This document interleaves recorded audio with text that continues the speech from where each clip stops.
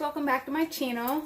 I just want to take the time and apologize for not uploading last week. I had 2 videos recorded and they both got deleted twice. So I'm just gonna go ahead and get right into it and get back on track. This video is gonna be my week 15 and 16 twin pregnancy update. A lot has happened doctor's office wise, not too much symptom wise, a few new changes. So week 15 was pretty much the same as the weeks like 13 and 14 essentially. I didn't have too many issues migraine wise, so that was fine, or headache wise in general. That wasn't too bad, nothing unmanageable. There wasn't any one day that sticks out more than the other for week 15. So that was good. I did have my first bout with nerve pain, and yeah, that was not fun. And it just hit me one day. I was like walking up and down the hallway at work, and it was like my whole right leg just was like my whole right leg just gave out. And it was like the nerve was like pulsating every time I would take a step. So it looked like I had, would you move? So it looked like I had a permanent limp. Like it was pretty bad. So that has been something that's been consistent for week 15 and 16. I found that anytime, Moose. I found that anytime did you lay down? Sorry, y'all. And this is new too. Like my dogs have always, they've definitely always followed me around the house. But now I absolutely cannot go anywhere without them. And they're so much closer, or feel the need to be so much closer, than I feel they need to be close. So, I mean, they're my babies, so it's whatever. And then, so back to the nerve pain. The nerve pain was definitely something that was new for me. It's not anything that I have honestly ever experienced. I didn't experience it in my first pregnancy. And I hadn't experienced it in this pregnancy until week 15. So that was definitely new.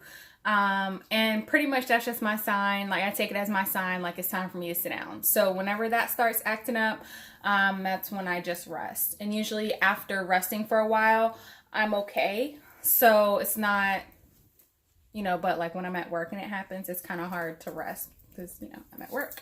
But when I'm at home, it's not bad at all.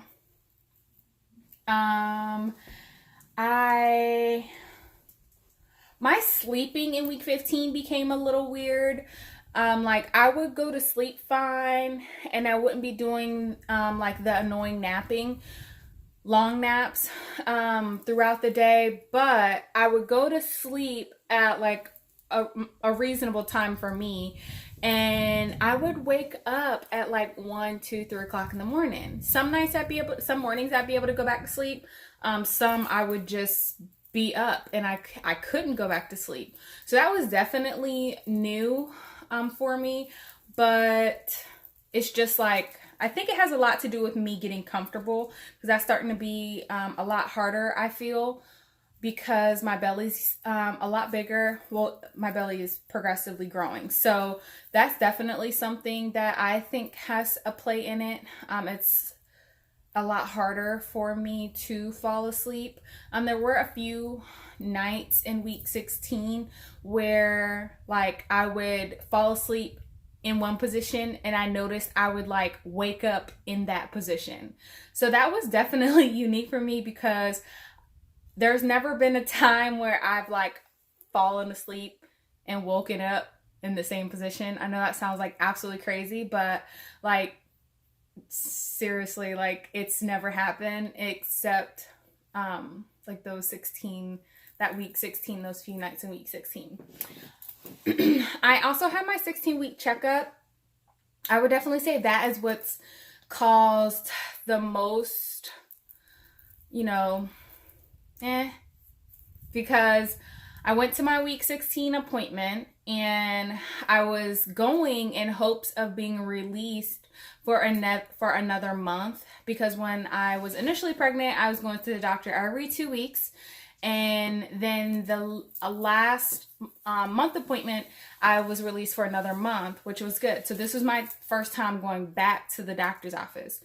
And I had mentioned about my last appointment, this appointment, I was supposed to be put on a new progesterone and oil shot that would allow me to only have to take it once a week.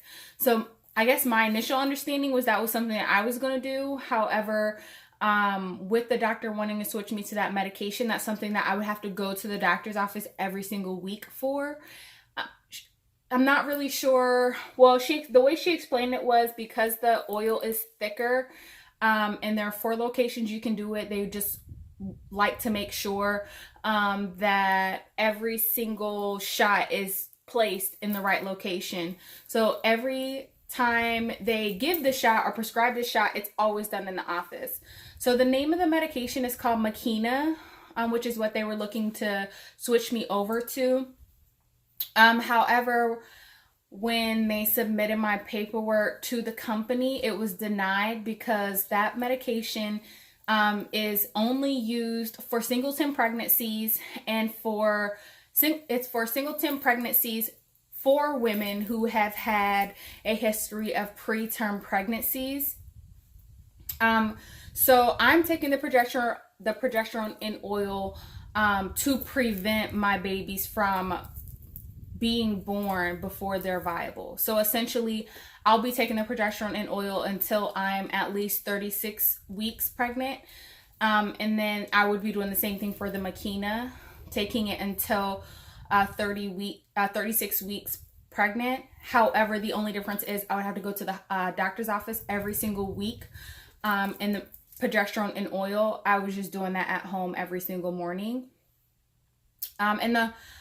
I was okay with her switching me to a new medication because like the progesterone in oil has gotten to a point where, because I've been taking it for about 6 months now, probably like five and a half months, I would say, because I've been taking that shot intramuscular for about 5.5 months. It's coming to where it's getting harder and more painful to do the shots. And you know, if there's a way I can get a little bit of relief, I'm all for it.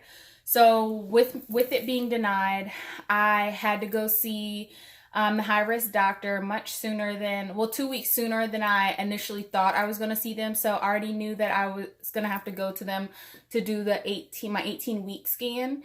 However, I had to go see them. So my 16-week appointment was on Friday. They called me when I got home. By the time I got home Friday, gave me the update of everything and was like, we made an appointment for you to see the high-risk specialist on Tuesday. So I went Tuesday and I sat down and I talked to him. Now he's already familiar with my case because when I first got pregnant, my doctor actually had like a conference with, it was herself and the high-risk doctor, my fertility doctor, and a few other people in like Boston, a few other providers in Boston in this area to gain education on what they felt would be best to ensure that I don't lose the baby. So he was very familiar with my case already. And the only reason why I'm not doing the suppository for the progesterone in oil, because you have to take those 3 times a day and that just doesn't work with my body. I did those for the first IVF cycle and like that was just like really bad. I just, my body just did not like that. So that's why the shots have worked out better than doing the suppository. So that's why that's not an option. So as of right now, I don't know if my insurance is going to cover it. I don't know any of that stuff. I don't know what my copay would be. So if it just turns out to be just too expensive and my insurance just isn't covering it because the medication is very expensive, then I'm going to have to talk to my doctor again and we're just going to have to stay on the progesterone and oil for the duration of the pregnancy, which is fine because, I've come this far. There's no reason for me to not continue. There's no reason for me to quit. So yeah, that's what's gonna happen with that. So that I would definitely say that from Friday to like this whole past week has just been kind of rough. Week 16, I had my first migraine, and that was so hard. Like, I do not know what happened, but it was like I woke up, and the minute I opened my eyes, I felt like someone was like bouncing on my head. It was so painful. And there isn't really much that I can take. I ended up, I went the whole day, just functioning and working it out. And then by the end of the day, I spoke with my doctor's office, and they said with it not going away, I can drink some soda, and I can have one Tylenol. So I had one Tylenol, and I had like a bunch of soda, to be 100% honest. Like, we don't buy soda all the time. We usually only buy it for occasions. Just something that I had to go out and buy. So I went out and bought Pepsi, and I drank half of the 2-liter because, yeah, it was crazy. And I mean, she just told me, you may have to start drinking soda periodically, or just in general, if it's something that continues. Thank God I haven't had one again since, because that was really hard. I got home, and I couldn't do anything. Like, I was at work and I couldn't do anything. I was at home and I couldn't do anything. Like, I just was not my biggest fan that day. So that was pretty tough, and I didn't like it because I wasn't fun. And I didn't like that at all. And it felt like, it was kind of weird because it felt like I had liquid in my head. I know that sounds so stupid, but I felt like there was liquid in my head. So it was like, if I would like bend my head to look down to try to like write something or do whatever I was doing, it felt like all the juice in my head would like go from the back and like rush to the forward, or like rush to the front of my head and like smack the front of my forehead. It hurt so bad, and it was so uncomfortable. Alrighty, so moving on from that part of the doctor's visit, the rest of the doctor's visit went very well. The babies have officially chosen sides. They're no longer behind one another. So I personally think our girl is on the right side and the boy's on the left side.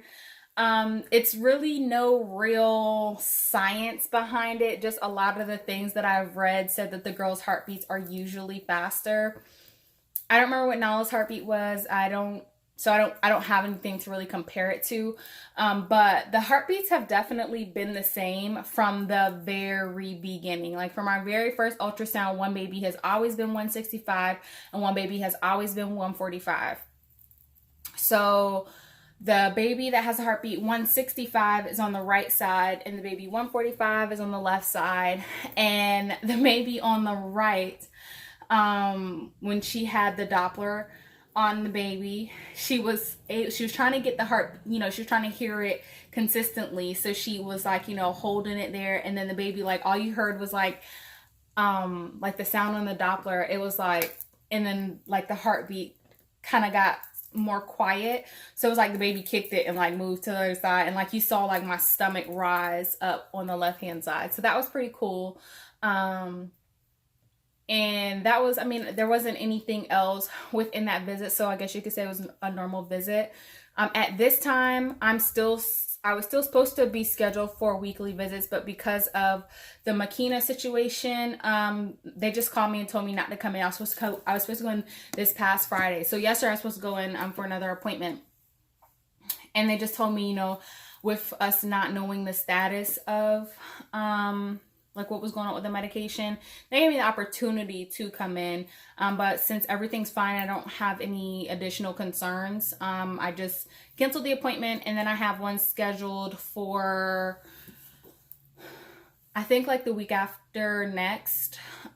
So I'm just gonna wait it out, and they are going to continue to refill my regular progesterone and oil prescription, which is fine as long as I'm taking something, or as long as I have some form of progesterone to take. I'm not in a rush to switch to the Makina because one, it's not something that anyone has ever used for twins. And when the Makina company called me, they actually told me, you know, because you're carrying twins, I think they called it like off books, like I'm already off books because I do have twins. So my doctor, like my main doctor, so I see a doctor and I see a physician's assistant. So my physician's assistant, well, I apologize. My doctor is the one that's been pushing for me to move to that medication because she wants to monitor me closer and she thinks that'll be a better transition for me. But they do the same thing to my knowledge. One is just a longer term or gives me more of a break in between the shots. So that's why we were switching to that one. So anyway, right now that is all the update I have. I am gonna finally do a show my belly because I forgot to insert the pictures in the other videos, and I do apologize. That's pretty much it for my week 15 and 16 update. As of today, Saturday, I am now 17 weeks, and I always take my pictures on Saturday.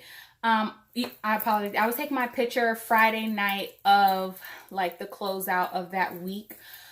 So this falls right in line with what I've already currently been doing. So I'm going to show you guys my belly.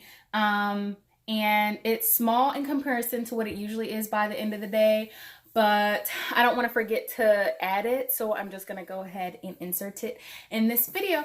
Thank you guys so much for sticking around, and I hope you guys have a great day. Bye.